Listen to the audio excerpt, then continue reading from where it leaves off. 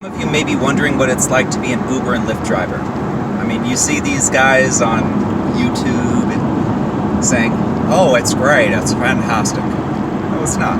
It's an actual full-time job.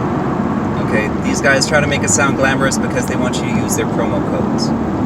Okay, am I going to push a promo code? Yes, but the difference is I'm going to give you genuine, honest advice.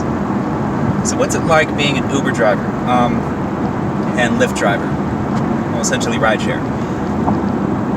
It can get really interesting at times.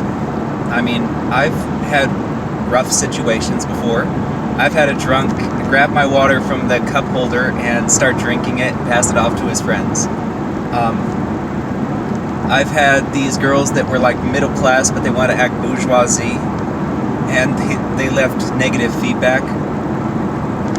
And there's a lot of things to juggle, because most people think, well, a 4-star feedback is good. It's not. If you drop anywhere below 4.6 on average, then you are at risk of deactivation. Basically, both platforms have said, okay, 4.6, yeah, that's a little bit too low. Even though to most riders, 4 stars is okay. So you've got that to contend with.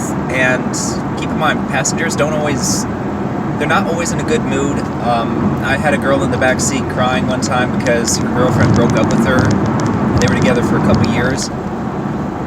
And most drivers will, kind of stay away, like, I'm not going to pull the pin on that grenade.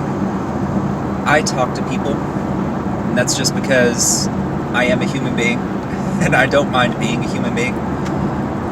And I was letting her know, okay, tomorrow's a new day, hopefully tomorrow will be better, keep your chin up, so on and so forth. And I asked her to, mind if I just sit here while you walk into the house, because she was a little bit tipsy. And I just want to make sure she got in safe.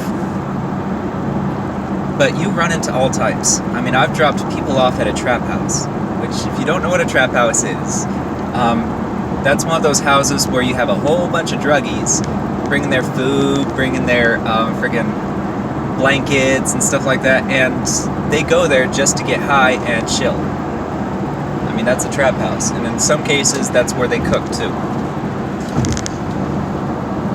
But being an Uber driver and Lyft driver, it's a unique experience. I've run into a lot of different people.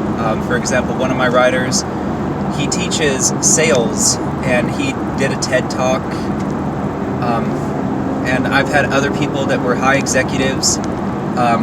Some of them were rude, some of them were not. I've had entrepreneurs in here, and I've had just, people trying to get by.